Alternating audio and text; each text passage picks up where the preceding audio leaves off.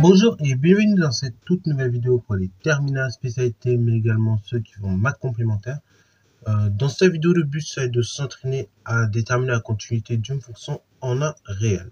Alors ça, c'est un exo type contrôle que je vous propose là. Donc là, pour le coup, c'est un exo, j'ai enfin en contrôle. Voilà, donc je vous propose qu'on le fasse ensemble pour que vous puissiez voir un petit peu comment ça marche, la détermination de la continuité d'une fonction en un réel. Voilà, bien que vous ayez des fonctions qui au départ semblent un petit peu compliquées. Alors je laisse mettre la vidéo en pause, essayer de réaliser tranquillement cet exo et ensuite on va tout simplement corriger. Sur ce donc, correction. Alors cette vidéo j'ai bien aimé, je vous précise tout de suite, cette vidéo j'aime beaucoup la tourner. Je suis très content de l'exo qui est là en fait surtout. Parce que du coup, là, clairement, ça permet de faire réviser un certain nombre de choses qu'on avait vu sur les limites, tout ça un peu en début d'année, que j'avais peut-être fait un peu trop de swipe. Là, on va pouvoir revoir ça un petit peu tranquillement dans cette vidéo. Donc, détermination de la continuité d'une fonction. Donc là, ici, il s'agit de voir si la fonction est continue en 1. Parce que vous voyez que là, elle est définie de trois manières. Hein. Je vais recopier vite fait les trois indicateurs. On dit que f de x, c'est racine de 3 plus x, donc moins 2 divisé par x moins 1 si x strictement supérieur à 1. On dit que f de 1, je vais mettre sur la même ligne parce que je n'aurai pas la place, f de 1 c'est 1 quart. Et après, troisième chose qui nous est dite, c'est f de x, c'est x moins 3 quarts pour tout réel x inférieur à 1. Voilà, strictement à chaque fois, bien évidemment, là on est sur des inégalités strictes.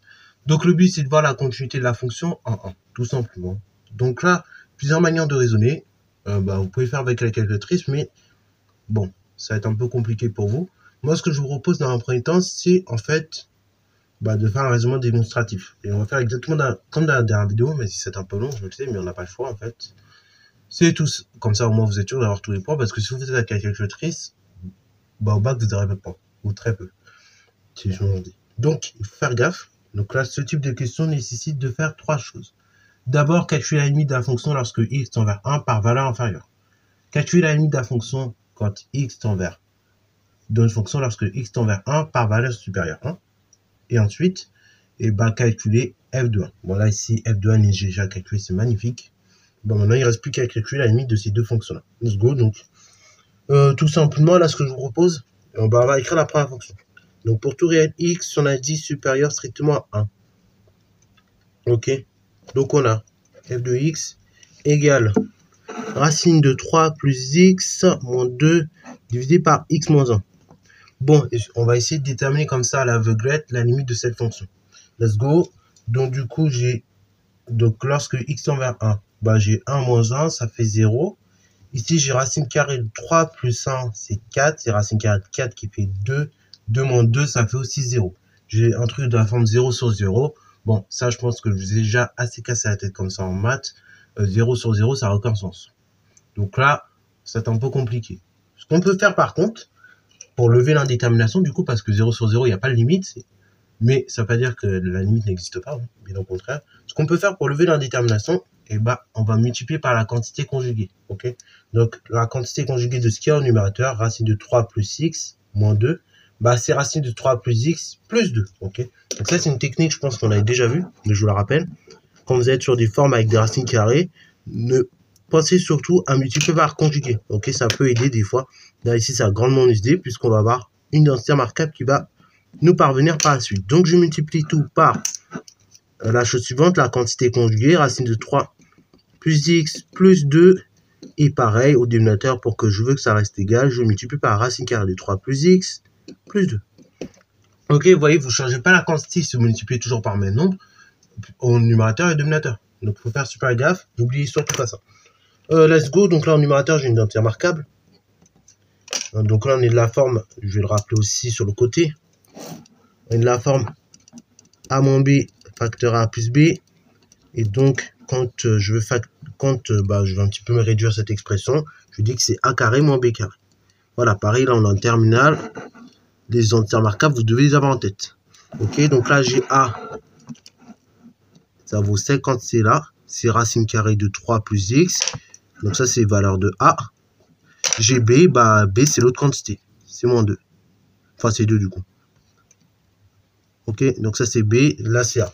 Donc, du coup, let's go. Donc là, on factorise. Ça fait racine carrée de 3 plus x le tout au carré, moins b au carré, donc ici, moins, du coup ça fait moins 2, le tout au carré, divisé par x moins 1, facteur racine carrée de 3 plus x plus 2. Ok, donc là vous avez bien capté, il faut faire super attention. Là, quand je suis passé de là à là, j'ai juste appliqué mon identité remarquable. Maintenant, l'étape qui suit, c'est la réduction. Donc carré racine, j'ai rien fait. Ça fait donc 3 plus x, moins 2 qu'on a dit, tout simplement 2 au carré, c'est 4. Et après, je divise par x moins 1, facteur racine carrée de 3 plus x plus 2. Bon, on va y arriver, ne vous inquiétez pas. On réduit encore un petit peu au numérateur. Il y a des choses qu'on peut regrouper. Hein. Ça fait f de x égale x moins 1 divisé par x moins 1. Ah bah tiens, magnifique, il y a des choses qui peuvent simplifier. Divisé par racine carrée de 3 plus x plus 2. Là, c'est magnifique. Pourquoi je dis c'est magnifique? Parce que x moins 1, bah, je peux simplifier. Et donc, il va me rester quoi? Il va me rester f de x égale 1 divisé par racine carrée de 3 plus x plus 2. Alors là, quand on arrive là, surtout un truc à ne pas faire, c'est l'habitude que je vous donne toujours après, quand on est sur du calcul algébrique, notamment étude de signes d'une dérivée, je vous donne l'habitude après de multiplier à chaque fois d'élever au carré. Mais là, faites-le pas, parce qu'on va déterminer la limite de cette quantité-là. Donc c'est plus simple pour le coup de déterminer la limite de sous cette quantité-là, plutôt que après, donc on a un numérateur et un dénominateur à déterminer la quantité-là, c'est le plus simple. Donc let's go, donc on obtient cette quantité-là, 1 divisé par racine carrée de 3 plus x plus 2. Donc je recopie vite fait, comme ça, vous avez l'expression f de x c'est 1 divisé par racine carrée de 3 plus x plus 2. Ok, maintenant je vais à la limite de tout ça. Donc on va écrire limite lorsque x tend vers 1 pour des valeurs strictement plus grandes que 1, 2, 1 sur racine carrée de 3 plus x plus 2. Bon, comment je détermine cette limite-là? Alors là, il n'y a pas 150 millions de solutions. Là, ce que je vous propose, c'est de faire une compo. On va procéder ici par composition. Ok, on n'a pas le choix. Enfin, soit on peut faire une composition, soit je remplace directement. Ça, c'est vous qui voyez. Donc là, pour que ça soit propre, quand même, on va faire par composition. Mais effectivement, de façon un peu intuitive, on peut le faire à la main. Et donc, on va trouver un certain résultat. Donc, let's go, on va déterminer la limite de cette quantité par composition. Donc, let's go, comment on fait? D'un premier temps, je détermine la limite de 3 plus x, lorsque x tend vers 1. Donc, limite, lorsque x tend vers 1, donc, pour des valeurs strictement plus grandes que 1, de 3 plus x, c'est donc égal à 3 plus 1, ça fait tout simplement 4. Ok, donc ça fait 4 plus littéralement. Ça va être précis. Ensuite, limite, lorsque grand x tend vers 4 de racine carrée de grand x, ok, là, cette limite-là que j'ai trouvée ici, vous la remplacez par la deuxième limite que vous voulez calculer. Et après, vous calculez la limite de ce qui englobe le 3 plus x, donc racine carrée de grand x. C'est égal à quoi? C'est racine de 4, ce qui fait 2. Conclusion, limite, lorsque x tend vers tout simplement 1 pour des valeurs strictement plus grandes que 1, 2, 3 plus x, ça fait 2. Et ce par composition. Ça paraît dans les contrôles, vous marquez ça, vous gagnez même un demi-point. Hein. Donc faites gaffe, n'oubliez pas de noter que c'est par composition qu'on a obtenu ce résultat-là. Ok. Pour faire simple, donc là, vous revenez à la fin, donc vous revenez sur la limite que vous voulez calculer, vous mettez la quantité dont vous voulez calculer la limite exactement. Et en fait, donc, ce sera égal à la limite trouvée dans la deuxième partie. Ok, donc dans le deuxième calcul de limite. Voilà. Donc ça c'est fait, on a déduit la limite de cette quantité-là. On ajoute 2 par somme. Limite, lorsque x tend vers 1 pour des valeurs plus grandes que 1, 2 racine carrée de 3 plus x plus 2, ça fait 2 plus 2, 4. Puis, alors là on peut dire par inverse, ou par quotient c'est la même chose. Hein. Limite, lorsque x tend vers 1 pour des valeurs plus grandes que 1, donc de 1 sur racine carrée de 3 plus x plus 2, ça nous fait donc 1 divisé par 4, 1 quart. Ok, nickel. Donc là déjà, là pour l'instant ça sent bon.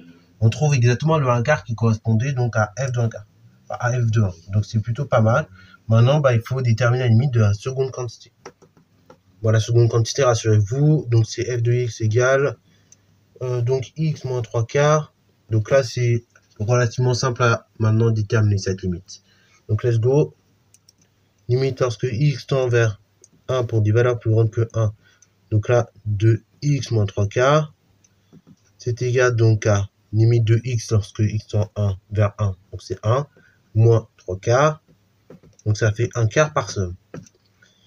Donc, ainsi j'obtiens quoi? Limite, lorsque x tend vers 1 pour des valeurs plus grandes que 1, donc là je vais noter lorsque x tend vers 1 plus, de f de x, c'est limite, c'est égal à la limite lorsque x tend vers, alors là d'ailleurs attention, on a fait pour des valeurs plus grandes que 1, plus petites que 1, pour la deuxième. C'est égal à la limite lorsque x tend vers 1 moins, donc des valeurs plus grandes que 1, plus petites que 1 de f de x, ce qui est égal à f de 1, ce qui est égal à 1 quart. Donc ici, f continue en 1. Là pareil, si je voulais pousser l'exo, là ce qui n'a pas été le cas dans le contrôle, hein, mais si je voulais pousser cet exo, donc j'aurais pu vous dire de déterminer la continuité ou pas de f sur r. Et donc là, il aurait fallu faire exactement la même étude qu'on avait faite dans la précédente vidéo. Donc c'est-à-dire, regarder l'intervalle où ma fonction est définie, donc continue. Donc la fonction, la toute première fonction, que je vais étudier à la limite, là, celle-ci. Et après, donc, déterminer également donc l'intervalle tout simplement sur laquelle la fonction est définie, donc continue. Ok. Bon, là, on aurait trouvé effectivement ici que la fonction est bien continue sur R. Hein, parce que là, du coup, racine carrée de 3 plus x, cette fonction est définie, donc continue sur R. On ajoute 2, bon, ça va rien changer, ça sera toujours défini, donc continue sur R. Et après, par inverse, ça sera continue sur R. Ok. Enfin, sur R plus, bien évidemment. Attention. Là, ici, par contre, donc là, c'est une fonction affine. Donc la fonction affine, là, pareil, c'est continu sur R, donc continu pour des valeurs inférieures à 1, strictement. Ok. Voilà, bon, c'est tout pour cette vidéo-là. J'espère qu'elle t'a plu. Si c'est le cas, comme d'habitude, n'hésite pas à liker, commenter. Et bon, c'est à toi en mathématiques et en sciences.